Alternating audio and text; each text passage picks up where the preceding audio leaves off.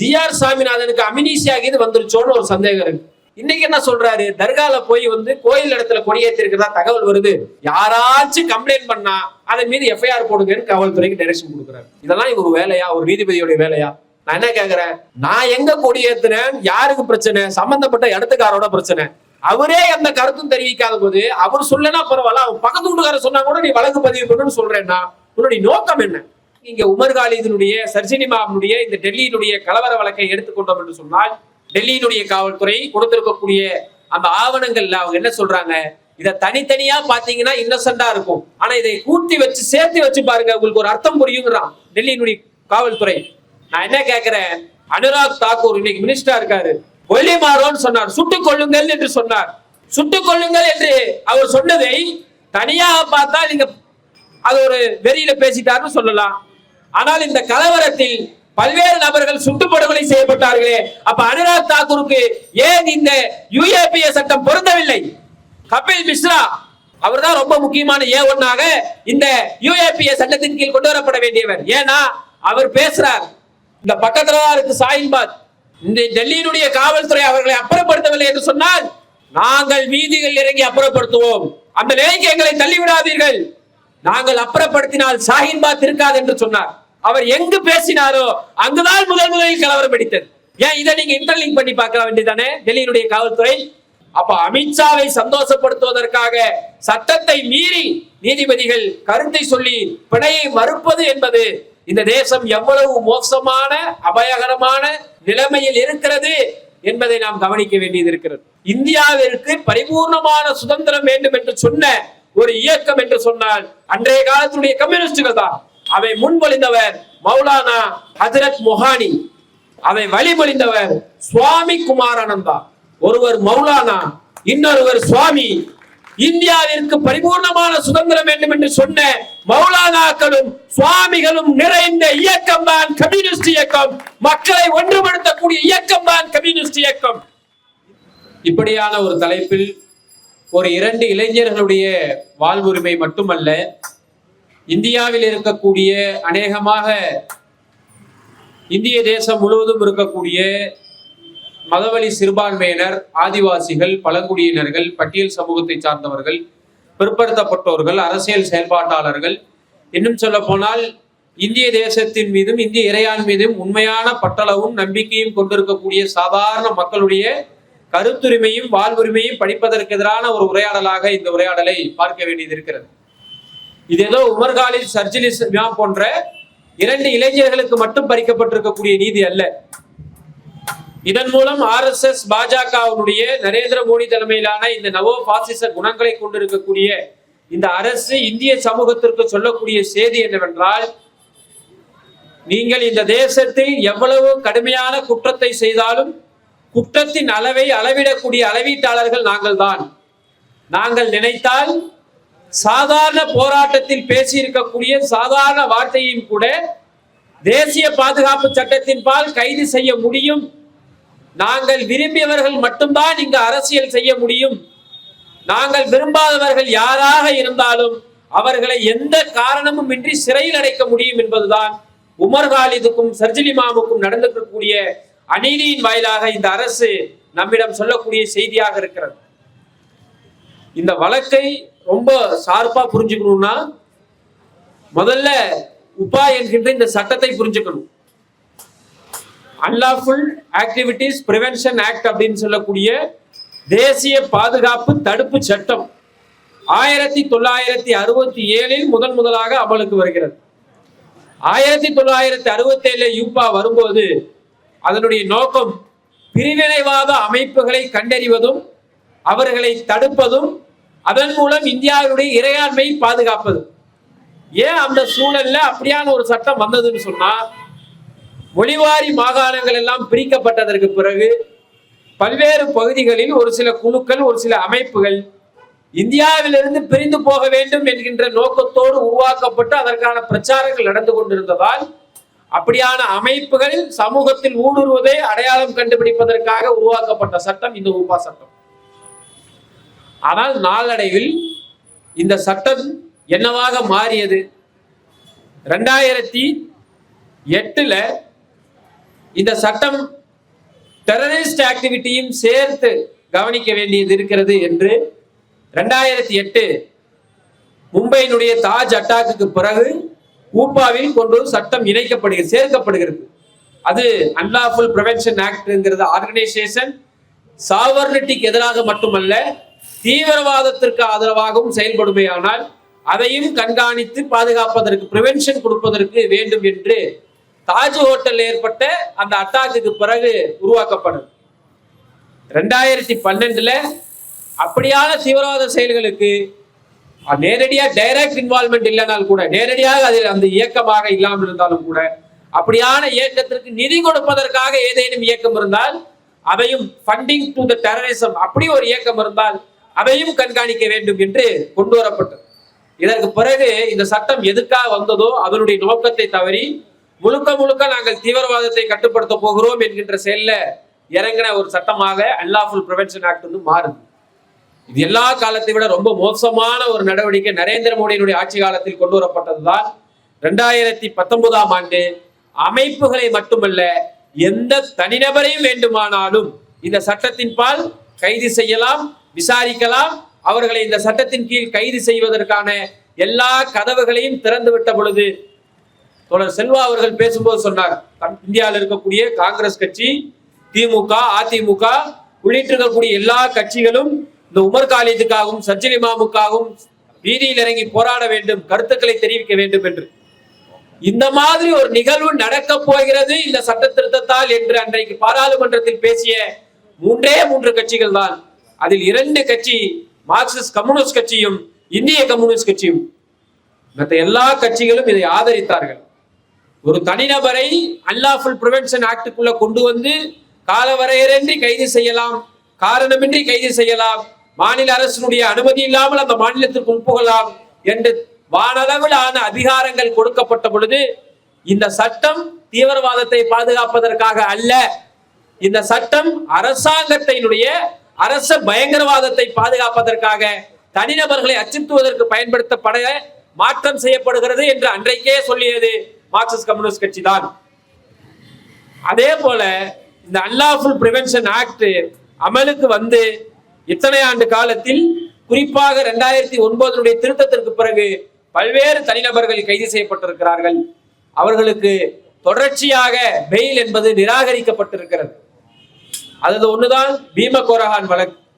Father stain சுவாமி இறந்து போகக்கூடிய வரைக்கும் அவருக்கு வந்து பெயில் என்பது மறுக்கப்பட்டது. அவர்களுக்கும் கூட 4 வருடம், 4.5 வருடம், 3.5 வருடம் என்கின்ற அடிப்படையில் தான் பெயில் கொடுக்கப்பட்டுச்சு. அவங்களையெல்லாம் அந்த இண்டிவிஜுவல்ஸ் எல்லாம், அந்த தனிநபர்களை எல்லாம் எந்த இயக்கமாகவும் அமைப்பாகவும் கோட்பாடு ரீதியாக தீவிரவாதத்தை முன்னிறுத்தாமல், அமைப்பு ரீதியாக தீவிரவாதத்தை முன்னிறுத்தாமல் தனிநபர்களாக செயல்பட்ட அந்த அறிவு ஜீவிகள் ஆனந்த் டெல்டும்டே, ஃபாதர் ஸ்டான்சாமி உள்ளிட்ட அறிவு ஜீவிகளை கைது செய்த பொழுது இந்த அரசாங்கம் அவர்களுடைய குற்றத்திற்கு ஆதாரமாக சொல்லி இருந்த முக்கியமான விஷயம் என்ன தெரியுங்களா? அவர்கள் பயன்படுத்தக்கூடிய வார்த்தை தோழர்கள், காம்ரேட்ஸ்ங்கிற வேர்ட்ஸை பயன்படுத்துறாங்க. எனவே இவர்கள் அர்பன் நக்சலைட்ஸ்கள் என்று சொன்னாங்க.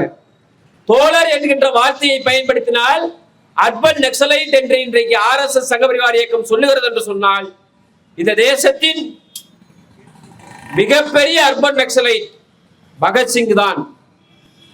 ஏன்னா பகத்சிங் தான் நீதிமன்றத்திலும் சரி, மக்கள் போராட்டத்திலும் சரி, சுதந்திர போராட்டத்திலும் சரி, அவன் எல்லோரையும் தோழர்கள் என்றுதான் அழைத்தான். தன்னுடைய சக போராளிகளை மட்டுமல்ல, பொதுமக்களிடம் பேசும்போதும் கூட பகத்சிங் தோழர்கள் என்றுதான் சொன்னான். அப்போ இவருடைய பார்வையில் பகத்சிங்கும் கூட அர்பன் நக்சலைட் தான்.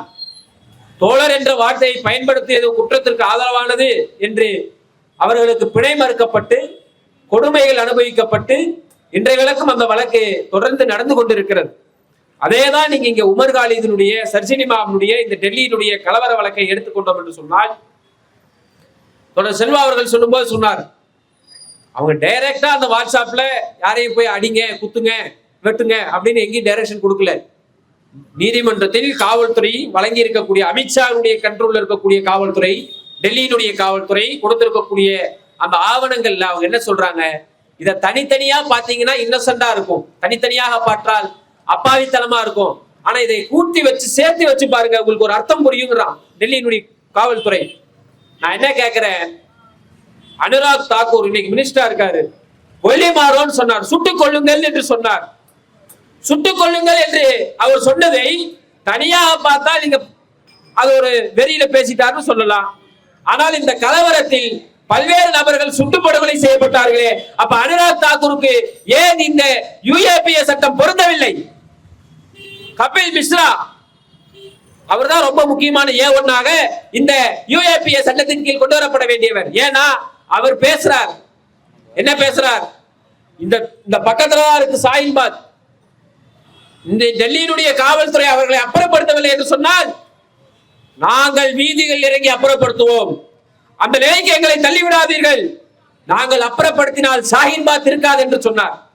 அவர் எங்கு பேசினாரோ அங்குதான் முதலில் கலவரம் வெடித்தது. ஏன் இதை நீங்க இன்டர்லிங்க் பண்ணி பார்க்க வேண்டியதானே? டெல்லியினுடைய காவல்துறை முதல்ல கலவரம் ஆரம்பிச்ச இடமும் கபில் மிஸ்ரா பேசின இடமும் ஒன்னாதான் இருக்கு. இதை தனித்தனியாக பார்க்க முடியாது, இதை ஒன்றாகத்தான் பார்க்க வேண்டும் என்று ஏன் டெல்லியினுடைய காவல்துறை தன்னுடைய வழக்கு பதிவில இந்த விசாரணைக்குள்ள கொண்டு வரல? ஏன்னா அவர் கபில் மிஸ்ரா, அவர் பிஜேபியினுடைய தலைவர். ஏனால் அவர் அனுராக் தாக்கூர், அவர் பிஜேபியினுடைய தலைவர்.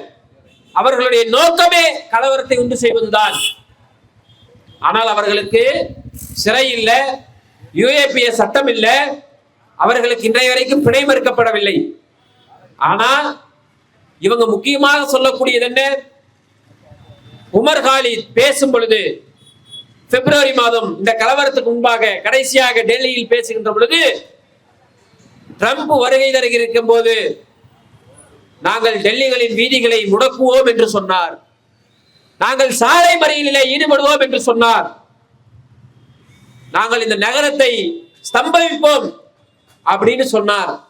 இதெல்லாம் நடந்தது.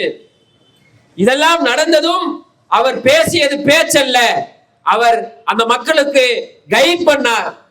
டெல்லியில ரோட முழக்கணும், நகரத்தை ஸ்தம்பிக்க வேண்டும் என்று, அதாவது கலவரமாக்க வேண்டும் என்று இவர் கைட் பண்ணார். இதை வார்த்தைகளாக கருத்துரிமையாக பார்க்க முடியாது, இது தூண்டி விடுவதாக பார்க்க வேண்டும் என்று டெல்லியினுடைய காவல்துறை சொல்லுது. நாமளும் தான் சொல்றோம், பல நேரங்களில் சொல்றோம், எங்களுடைய கோரிக்கைகள் ஏற்கப்படவில்லை என்றால் போராட்டங்கள் திசை மாறும் சொல்றோம். ஒருவேளை சம்சீர் அகமது ஆகிய நான் எஸ்எஃப்ஐ செயலாளராக இல்லை என்று சொன்னால் இந்நேரம் நானும் யுஏபிஏ சட்டத்தில் கைது செய்யப்பட்டிருக்கலாம். இப்போ இல்ல, பாதுகாப்பு இல்ல, எஸ்எஃப்ஐ இருக்கு. ஏன்னா போராட்டத்தின் திசை மாறினா எப்படி வேணாலும் மாறும். நாளைக்கு ஏதோ ஒரு இன்சிடென்ட் நடந்ததுன்னா நான் இன்னைக்கு கோஷம் போட்டதுனாலதான் ஆகும் என்று அவர்கள் சொல்ல முடியும். அதான் நான் இதுல சொல்ல வர விஷயம். உமர் காலித் பர்பஸ்ஃபுல்லா இந்த கலவரத்தை வழிநடத்தினார், தூண்டினார், ஆதரவளித்தார், ஆள் திரட்டினார் என்பதற்கு எந்தவித ஆதாரங்களும் இன்றைய வரைக்கும் அவர்களால் வாட்ஸ்அப் சாட் இருக்கின்றான், அதுலயும் இல்ல, கால் ரெக்கார்டு இருக்கின்றான், அதுலயும் இல்ல. டெல்லியினுடைய காவல்துறை கொடுத்திருக்கக்கூடிய எதிலையுமே உமர் காலிதோ சர்ஜில் இமாமோ நேரடியாக அந்த டெல்லி கலவரத்தை தூண்டினார்கள், வழிநடத்தினார்கள் என்று காவல்துறை வைக்கக்கூடிய குற்றத்திற்கு எந்த ஆதாரமும் இல்லாத பொழுது சுப்ரீம் கோர்ட் சொல்லியிருக்கக்கூடிய வார்த்தை, அவர்கள் மீது குற்றம் நிரூபிக்கப்படவில்லையே தவிர குற்றம் நிரூபிக்கப்படுவதற்கான முகாந்திரம் இருப்பதால் நான் பிணை மறுக்கிறேன் சொல்றாங்க. பிணை மறுக்கிறேன் மட்டும் சொல்லல, அதை மேல்முறையீட்டுக்கான காலத்தை தடுத்து அதை மீண்டும் எக்ஸ்டெண்ட் பண்றாங்க. யாரை மகிழ்விப்பதற்காக?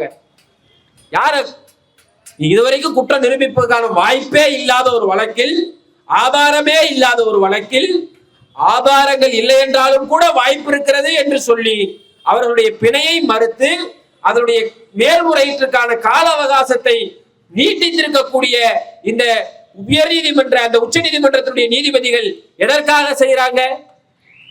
ஏன்னா தோழர் செல்வா சொன்னதை போல அமித்ஷா டைரக்ட் இன்டர்வென்ஷன் பண்றாரு. நேரடியாக இது அமித்ஷாவுடைய தலையீட்டின் கீழே இந்த வழக்கு இருக்கிறது.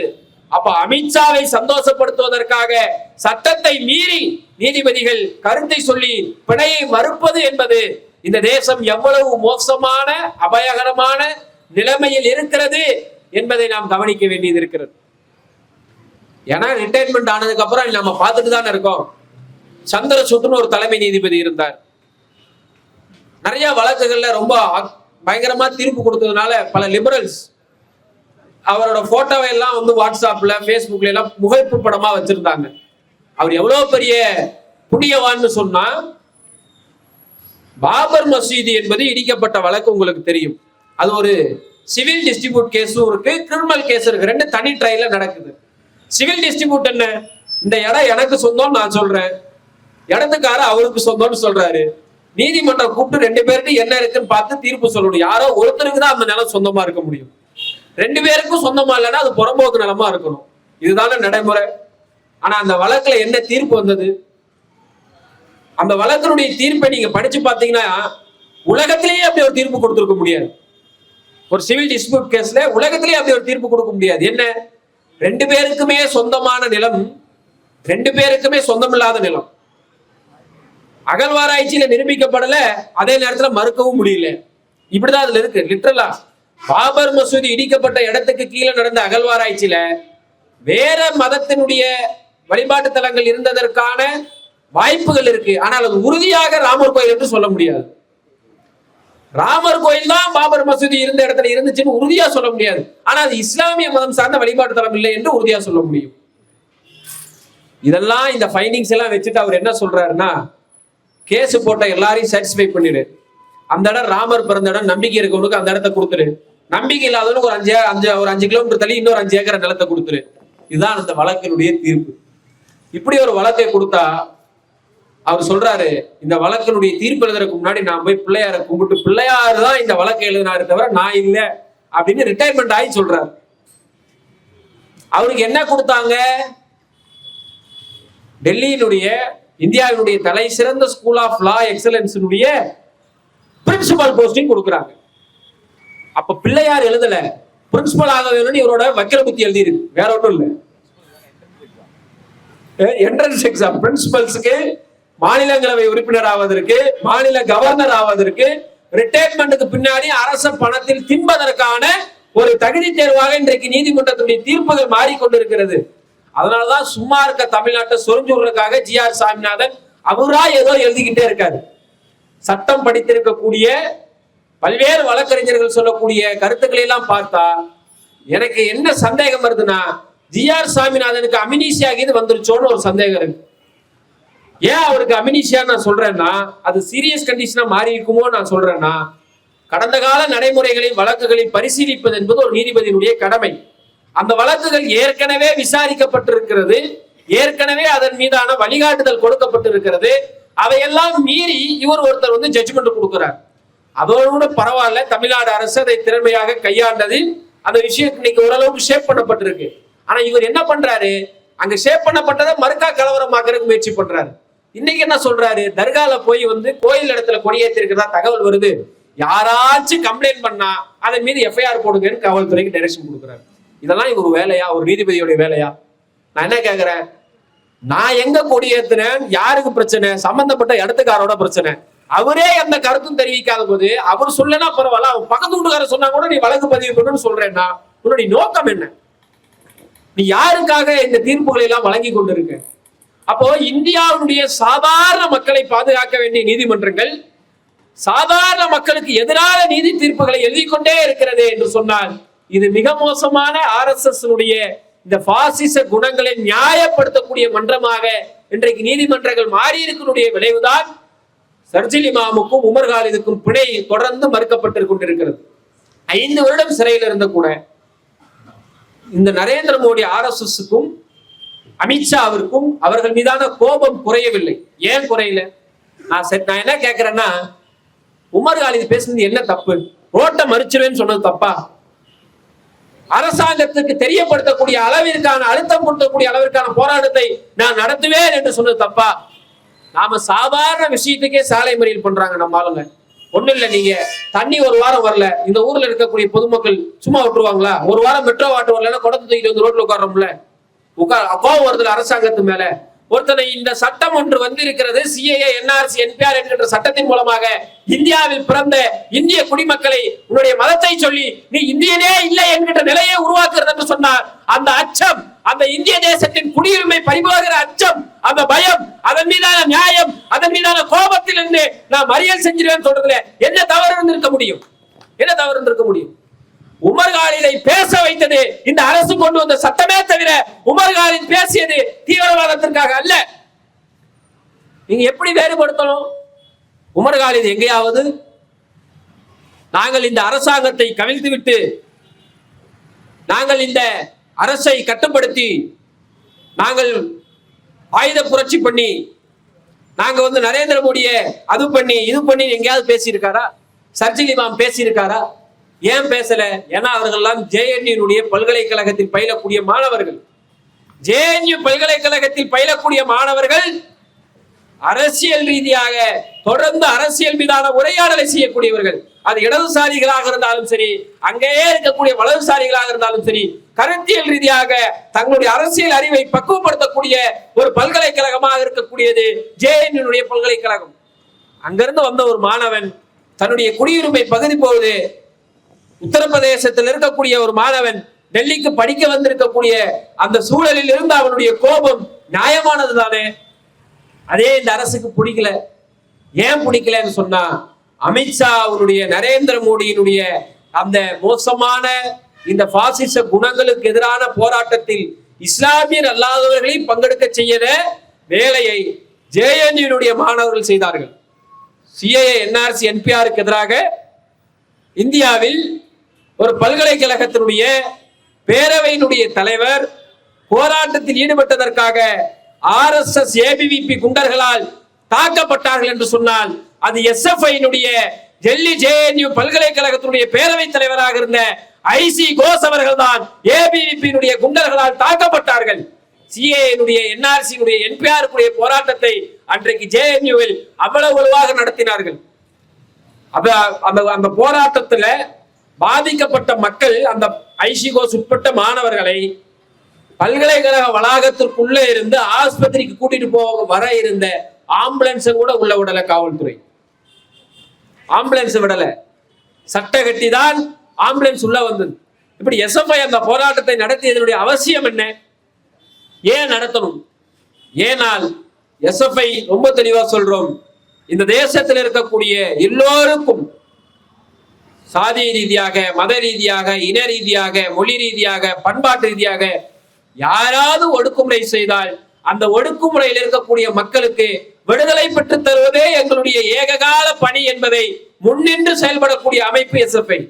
அப்போ நீங்க ஒருத்தரை மத ரீதியாக இந்த நாட்டில் இனிமேல் உனக்கு குடியுரிமை இல்லை என்று சொன்னால் அதை பார்த்து கொண்டு எங்களால் வேடிக்கை பார்க்க முடியாது என்பதுதான் அன்றைக்கு நடந்த போராட்டம். அன்னைக்கு நடந்த போராட்டத்தினுடைய ஒரு பகுதியில் தான் அதே போராட்டத்தை தான் ஜேஎன்யூவில் உமர் காலிதும் சர்ஜில் இமாமும் நடத்துறாங்க. தோழர்களே, இந்த நாட்டில் இஸ்லாமியர்களாக இருப்பது என்பது ரொம்ப கஷ்டம்.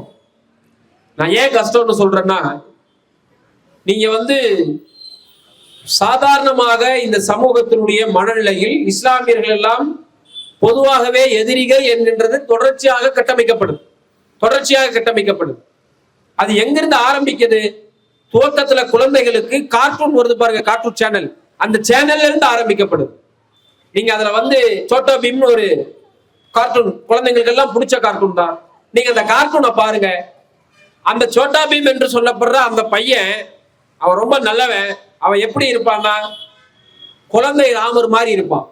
அவனுக்கு போட்டிருக்க ட்ரெஸ் எல்லாம், அவன் அடிக்கக்கூடிய வில்லன் எல்லாம் பாத்தீங்கன்னா, யாரெல்லாம் அந்த குழந்தை எதிர்கொள்கிறதோ, வில்லனாக எதிர்கொண்டு சண்டை செய்கிறானோ, அவன்லாம் ஒரு தாடி இருக்கும், தொப்பி இருக்கும். குறிப்பாக அவர்களுடைய பெயரெல்லாம் இஸ்லாமிய பெயர்களாக இருக்கும். அப்ப குழந்தை வளரும் போதே அவனுக்கு இந்த கார்பரேட்டின் மூலமாக இந்துத்துவ அரசியல் என்பது ஊட்டப்படுகிறது.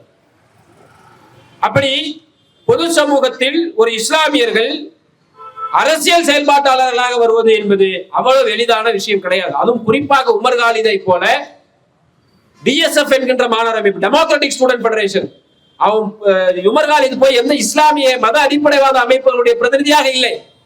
அவன் ப்ரோக்ரசிவ் ஸ்டூடெண்ட் ஆர்கனைசேஷனுடைய பிரதிநிதியாக, ப்ரோக்ரசிவ் ஸ்டூடெண்ட் ஆர்கனைசேஷன் என்று சொல்லி இன்னும் குறிப்பாக சொல்ல வேண்டும் என்று சொன்னால் இடதுசாரி மாணவர் இயக்கம். அந்த இடதுசாரி மாணவர் இயக்கத்தில் இருந்து பணியாற்றிய உமர் காலித் அது பொறுக்க முடியவில்லை. ஏன் பொறுக்க முடியவில்லை? வலதுசாரி தீவிரவாதத்திற்கு, RSS பிஜேபியினுடைய வகுப்புவாத சிந்தனைக்கு, சிறுபான்மையினுடைய வகுப்புவாத சிந்தனை ஒரு பூஸ்ட் மாதிரி. இவங்க சிறுபான்மை சமூகத்தில் இருந்து உருவாகக்கூடிய அந்த அடிப்படைவாத கருத்துக்கள் என்பதுதான் பெரும்பான்மையாக இருக்கக்கூடிய பிரிந்து கிடக்கக்கூடிய இந்துக்களை ஒன்று சேர்ப்பதற்கு அவன் பயன்படுத்தக்கூடிய டூல். அதுக்கு எதிராக உமர் காலித் ஒரு புரோகிரசிவ் ஸ்டூடெண்ட் ஆர்கனைசேஷன்ல இருந்து மக்களை திரட்டுறான் என்பதுதான் இன்றைக்கு வரைக்கும் உமர் காலிதுக்கு கொடுக்கப்படாத பிணை. அதான் அதுல முக்கியமா இருக்கக்கூடிய மையமான அரசியல்.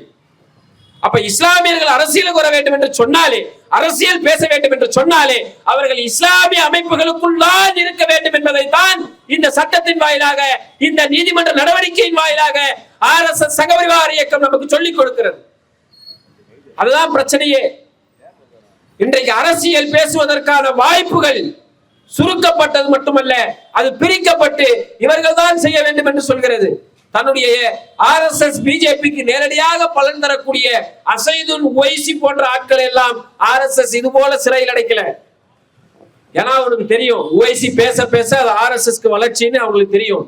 ஆனால் உமர் காலிதை சிறையில் அடைப்பார்கள், சர்ஜில் இமாமை சிறையில் அடைப்பார்கள்.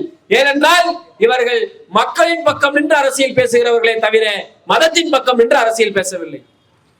இதையெல்லாம் நாம மையமாக புரிந்து கொள்ள வேண்டிய மிக முக்கியமான விஷயம். இன்றைக்கு RSS தன்னுடைய நூற்றாண்டை கொண்டாடி கொண்டிருக்கிறது. அதையொட்டி ஃப்ரண்ட் லைன்ல ஒரு மிக முக்கியமான கட்டுரை ஒன்று வந்தது. நான் கூட டிரான்ஸ்லேட் பண்ணியிருக்கேன். அந்த கடிதம் தாரிக் அலி என்று சொல்லக்கூடிய மிக முக்கியமான ஒரு கொலமிஸ்ட் எழுதின கடிதம். அந்த கட்டுரையில அவர் என்ன சொல்றாருன்னா, ஒரு 10-15 லைன்ஸ் ஒட்டுக்கா இருக்கு. அது ஒவ்வொன்றும் ஒவ்வொரு கலர்ல இருக்கு. நடுவுல ஒரு டிவைஸ் வச்சுக்கிறோம்னு வச்சுக்கோ, ஒரு கருவி, நிறத்தை உள்வாங்கக்கூடிய கருவி. அது அப்படி உள்வாங்கி அப்படி வெளியில விடும். அது அந்த ரெஃப்ளெக்ஷன்ஸை அப்சர்வ் பண்ணி அது ரீரெஃப்ளெக்ட் பண்ணும். அப்படி ஒரு கருவி. அந்த கருவி தான் RSS என்று சொன்னால், இந்த சமூகத்தில் இருக்கக்கூடிய அந்த 15 விதமான அந்த கலரையும் உள்ள வாங்கிட்டு அதை ரீரெஃப்ளெக்ட் பண்ணும்போது 2 கலரை தான் ரீரெஃப்ளெக்ட் பண்ணும். அது ஒண்ணு முஸ்லிம், இன்னொன்னு இந்து. ஒன்று பச்சையாக இருக்கும், இன்னொன்று காவியாக இருக்கும். இந்துக்களுக்கான அரசியல் என்று சொல்லி சமூகத்தில் ஒழுக்கப்பட்டிருக்கக்கூடிய, பிற்படுத்தப்பட்டிருக்கக்கூடிய ஆதிவாசிகளாக, பழங்குடிகளாக இருக்கக்கூடிய மக்களுக்கு உண்மையில் RSS தான் எதிரியாக இருக்கிறது என்பதை மறைத்துவிட்டு இஸ்லாமியர்கள் எதிரியாக இருக்கிறார்கள் என்று காட்சிப்படுத்துவதன் மூலம் சம்பந்தப்பட்ட மக்கள் தங்களுடைய விடுதலைக்காக போராடுவதை மறந்து இன்னொருவனுக்கு விடுதலை கிடைக்க கூடாது என்பதற்காக போராட வைக்கின்ற தந்திரம் தான் RSS உடைய தந்திரம் என்று அவர் சொல்லியிருக்கார். அதான் யதார்த்தத்தில் உண்மை. இந்த UAPA வழக்கு சம்பந்தமாக படிக்கின்ற பொழுது இதுநாள் வரைக்கும் கைது செய்யப்பட்டிருக்கக்கூடியவர்களுடைய பட்டியலை நாம் பார்த்தோம் என்று சொன்னால், அதில் எந்த சமூக பின்னணியை கொண்டவர்கள் அதிகமாக இருக்கிறார்கள் என்று சொல்லி பார்த்தோம் என்று சொன்னால், ரொம்ப முக்கியமாக நீங்க பார்க்க வேண்டியது, அதில் முதல் இடத்தில் அதிகப்படியான இஸ்லாமியர்கள் கைது செய்யப்பட்டிருக்கிறார்கள். 2வது இடத்தில் அதிகப்படியான பழங்குடிகள் கைது செய்யப்பட்டிருக்கிறார்கள். 3வது இடத்தில் அதிகப்படியான தலித்துகள் கைது செய்யப்பட்டிருக்கிறார்கள். மற்ற அமைப்பு, அதாவது மற்ற வகுப்பினர்கள் எல்லாம், மற்ற சமூகத்தினர்கள் எல்லாம் யாராக இருக்கிறார்கள் என்று சொன்னால், யாரெல்லாம் RSS பிஜேபியுடைய செயல்பாடுகளை எதிர்க்கக்கூடியவராக இருக்கிறார்களோ அவர்கள் எல்லாம் கைது செய்யப்பட்டிருக்கிறார்கள் என்று சொன்னால், இந்த RSS பிஜேபியுடைய அரசியல் உமர் காலித், சர்ஜில் இமாம் போன்றவர்களை காட்சிப்படுத்தி எதிரியாக முன்னிறுத்துவதன் மூலம் நம்முடைய பிரதானமான உரிமைகளுக்கு எதிரான போராட்டத்தை மழுங்கடிக்க செய்வதே தவிர வேறு இல்லை என்பதை நாம் பார்க்க வேண்டும். இப்படியான சமூகத்தில் ஒரு நபருடைய கருத்து பறிக்கப்படுவது மட்டுமல்ல, ஒரு சமூகத்தில் பிறந்திருக்கிறார் என்பதற்காகவே அவருக்கு மட்டும் தண்டனை வேறு விதமாக இருக்கிறது என்று சொன்னால், அதை பார்த்து கொண்டு அமைதியாக மார்க்சிஸ்ட் கம்யூனிஸ்ட் கட்சியாலோ இந்திய மாணவர் சங்கத்தாலோ இருக்க ஒரு காலமும் முடியாது. ஏனென்று சொன்னால், இந்தியாவிற்கு பரிபூர்ணமான சுதந்திரம் வேண்டும் என்று சொன்ன ஒரு இயக்கம் என்று சொன்னால் அது மார்க்சிஸ்ட் கம்யூனிஸ்ட் கட்சியினுடைய வழித்தோன்றலாக இருக்கக்கூடிய அன்றைய காலத்துடைய கம்யூனிஸ்டுகள் தான்.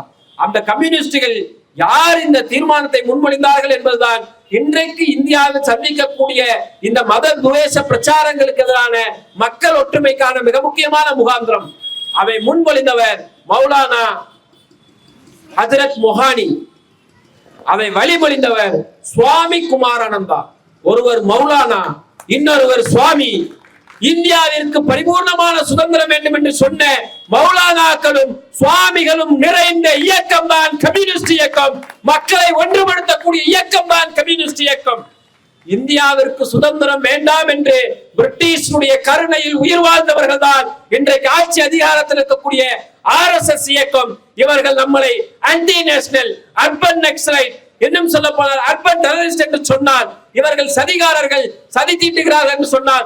ஆமாம் சதி தீட்டுவோம், ஆமாம் சதி செய்வோம். இந்த தேசத்தின் விடுதலையில் பங்கெடுக்காத நீங்கள், இந்த தேசத்திற்கு இம்மையளவும் பலம் தராத நீங்கள் ஆட்சி அதிகாரத்தில் இருப்பீர்கள் என்றால் உங்கள் ஆட்சி அதிகாரத்தை தூக்கி எறிவதற்கான சதியை தொடர்ந்து செய்வோம் என்று சொல்லி வாய்ப்புக்கு நன்றி கூறி விடைபெறுகிறேன். இன்குலாப் ஜிந்தாபாத், எஸ்எஃப்ஐ ஜிந்தாபாத்.